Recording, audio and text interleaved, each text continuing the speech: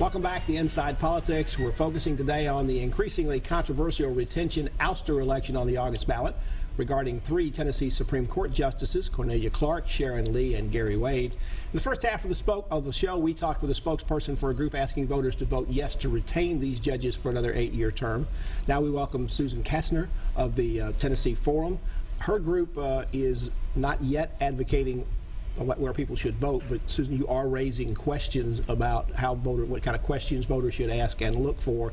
Thank you for coming on the show today. I'm very delighted to be here today. So briefly, I asked Lew Conner to give him the elevator speech for why people ought to vote yes. Maybe I should ask you for the elevator speech of just briefly what kind of questions voters should be asking themselves as they make up their mind. Well, I think perhaps one of the most important issues is, like any democracy where we're of the people, by the people, and for the people, I think we should ask the question is does the judiciary reflect who we are as a people? They are we entrust them with power that comes from the citizenry, and I think there is an accountability there back to the citizenry, and I think that the citizenry should take that seriously. Now, what is the Tennessee Forum, and how did this group decide to get involved in this election? The Tennessee Forum is an organization that's been around for 14 years. We're an IRS recognized group. We do regular filing, so people are aware of who our donors are and how we're using money. We've been involved in quite a few different types of things. But you haven't been involved much since about 2006. Why did you get active for this particular cycle? Well, here's what's interesting. What you see when you go and look to see involvement is how we've spent money. And what we have found is we're 2 women. We started out as stay-at-home moms. There's a lot about being involved in politics that's not about spending money. And so the Forum is a way for us that sometimes we advocate while not spending money, and sometimes we advocate while spending money. But why this particular issue? Because I think it's ripe. We've got a lot of different parties coming in talking about money and the hypocrisy of we're going to have lawyers come in, and is that a conflict of interest? Is it special interest when lawyers who are the same people that the judges control their industry giving money to judges?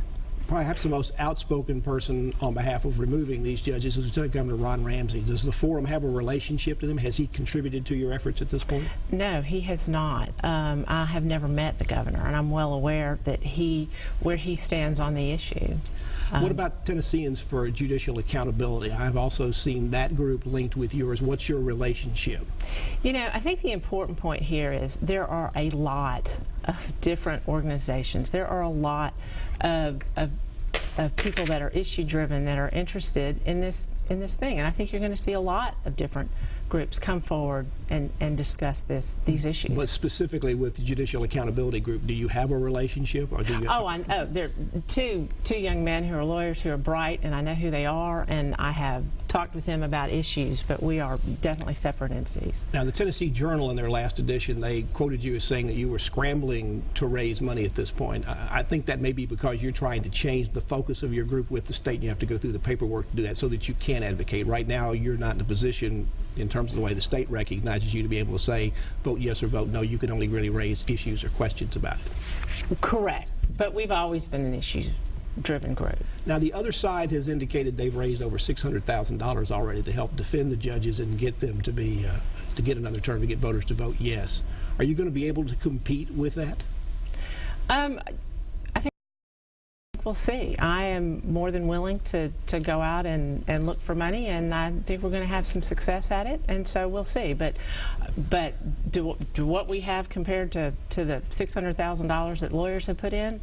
No, we're small potatoes at the moment. You mentioned lots of other groups are likely to get involved in this issue. Some of those apparently may be out-of-state groups. Have you been talking to any out-of-state groups? Are they likely to be working with you, either contributing money or coming in themselves and doing their own independent expenditures? I'm not sure that there has been a statewide election in modern history that hasn't involved out-of-state money. So I'm pretty confident that out-of-state money is going to be involved. The other side has $600,000. How much do you need to be competitive? To be competitive. I think it depends on how you want to go at it. I think you have to look at what you end up with and go from there. Do you think you're looking at TV spots, direct mail? What kind of online advertising? Well, as a strategist, I have to tell you that I think direct mail is a really important player in how you get to voters. We have voting lists and voting registries, and just in political work in general,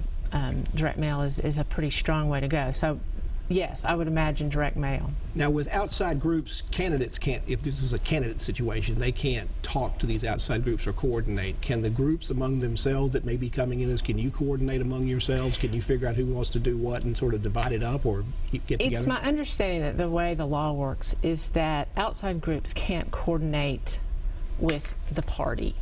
And since I'm not particularly affiliated with either party, because I am an issue-driven person, and I don't go to the Republican fundraisers and the Republican executive. I mean, whatever they're doing, I pretty much don't have a part in it because I want to stay away from those types of associations. Lieutenant Governor Ramsay has gone across the state with a controversial PowerPoint presentation, raising issues and saying that these justices are soft on crime and anti-business. You can't advocate one way or the other about how people ought to vote, but do you think he raises important issues? Yes, I do think he raises important issues. I think that the business issue is an interesting one. We have a Supreme Court, unlike any other state in the Union. The 5 justices of the Supreme Court selects the Attorney General. The Attorney General, for all recent history, has been a Democrat. As a Democrat, he's chosen not to join 26 other states to oppose Obamacare. You ask, is that about business? Yeah, I think we're talking about things that affect people on a daily basis. But how much of this race is about Republicans versus Democrats and versus who controls the Attorney General so the Republicans take over every part of the entire state government? How much this is about that and about the other issues you're talking about? How much of it is about Republicans and Democrats? I think it's more a question of how is this about, do we have the people that we entrust our power to? Do they reflect our individual values? Now, if you want to put a label on what those values are, you may go ahead. I'm going to talk about issues and values and how that compares to the issues and values that Tennesseans care about. You have questions to raise about how these judges are raising money or having money raised for them across the state and who is raising that money for them? I think we all ought to have questions. I think that's part of a healthy system. What's wrong with the way they're doing it now?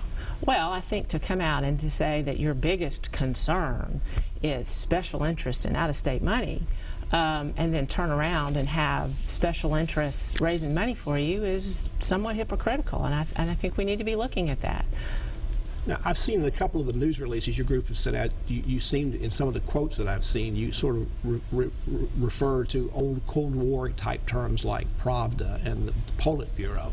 Not those? Those are not mine. Well, they no. were sent by your representative. But my question about those, I believe do those work very well at this particular point? I mean, those are old style terms. Do they still appeal to voters in your view? I'm talking about something that's not from my organization, so that I'm not in a position to discuss that. So the Tennessee Bar Association has done a statewide poll for the first time, and all 3 of these justices received a 90% plus confidence vote that they should be either strongly recommended or recommended for another term. Don't the people who work closest with those judges know the job they do best? What's wrong with the poll that they've done? Where do you find problems with it? Well, I find problems with it in that first of all, I think we only had a 17% of the whole bar responded to the poll, something like that, a very small number of the actual, and the bar itself is not a complete representative of lawyers. And personally, I'm not sure that lawyers in general are reflective of where I am on the issues. We've had some reports that people have made charges that what this whole effort to try to oust these judges is really an attack on the separation of powers in the state, an attack on Tennessee having an independent judiciary. As voters make up their mind, how should they assess that? Well, here's what we know. We know that the further the selection of justices gets from the people, whether it's an elected judiciary, if you have retentions, elections. The further away that the citizenry has to the process, the more likely that that process is going to result in a liberal judiciary. This is why George Soros has gotten involved, or we expect him to get involved. He stated that he's going to be involved, is because they're very much would like to retain or keep liberal elements of the court.